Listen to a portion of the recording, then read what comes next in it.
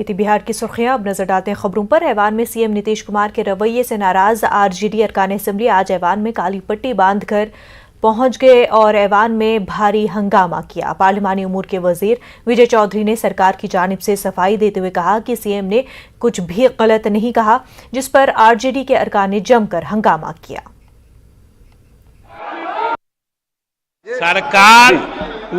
सरकार मुख्यमंत्री सहित का मानना है कि आसन सर्वोपरि है, इसलिए उन्होंने सिर झुका के आसन से आग्रह किया था।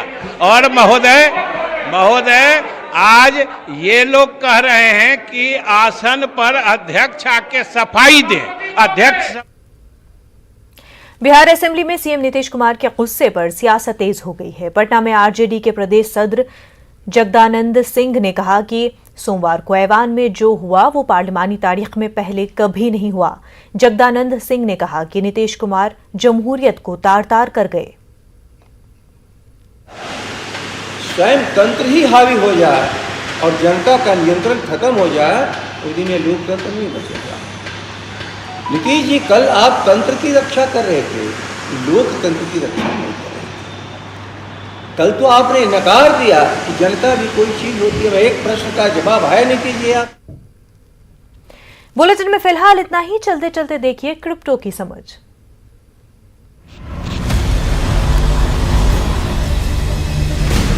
ZPay and News 18 Network present crypto की समझ। नमस्कार, हम लेकर आए हैं क्रिप्टो की समझ का एक और एपिसोड और आज हम आपको बताएंगे कॉइन बर्निंग के बारे में। कॉइन बर्निंग क्या है? कॉइन बर्निंग तब होती है जब एक क्रिप्टो करेंसी टोकन जानबूझकर एक अनयूजेबल वॉलेट एड्रेस पर भेजा जाता है ताकि इसे सर्कुलेशन से हटाया जा सके। एड्रेस जिसे बर्न एड्रेस या फिर एटर एड्रेस कहा जाता है, किसी को भी एक्सेस या असाइन नहीं किया जा सकता। एक बार एक टोकन को बर्न एड्रेस पर भेज दिया जाता है तो वो हमेशा के लिए चला जाता है। ज्यादातर ये क्रिप्टो करेंसी के डेवलपर्स हैं जो एक निश्चित राशि को बर्न करने का निर्णय लेते हैं। कॉइन बर्निंग से आपूर्ति कम हो जाती है, जिससे उस क्रिप्टो करेंसी के टोकन दुर्लभ हो जाते हैं। उस कमी से इसकी कीमत में वृद्धि हो सकती है और निवेशकों को लाभ हो सकता है। निवेशकों को बहकाने के लिए क्रिप्टो करेंसी कॉइन बर्न का उपयोग किया जा सकता है। डेवलपर्स टोकन को बर्न करने का दावा कर सकते हैं, जबकि वास्तव में वो उन टोकन्स को एक वॉलेट में भेज रहे होते हैं जिसे वे नियंत्रित करते हैं।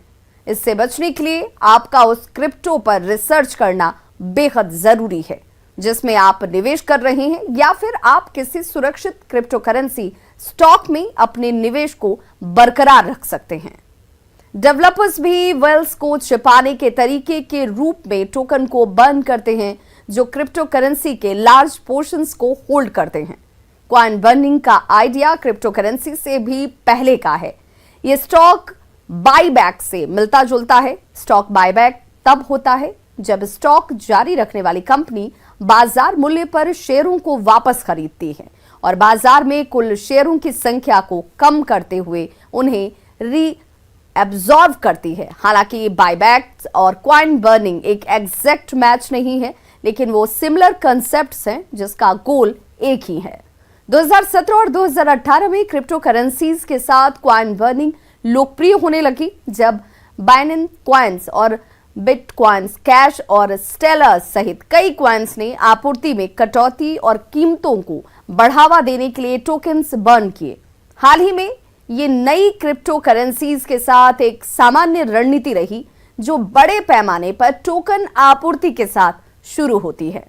हर क्रिप्टो करेंसी को बर्न किया जा सकता है।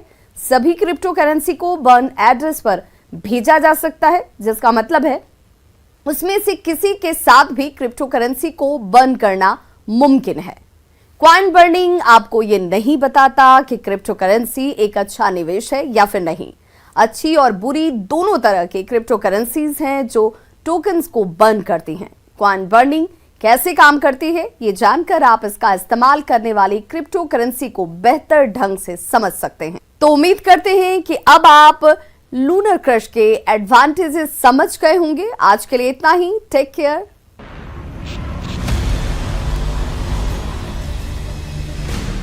ZPay and News 18 Network present crypto की समझ।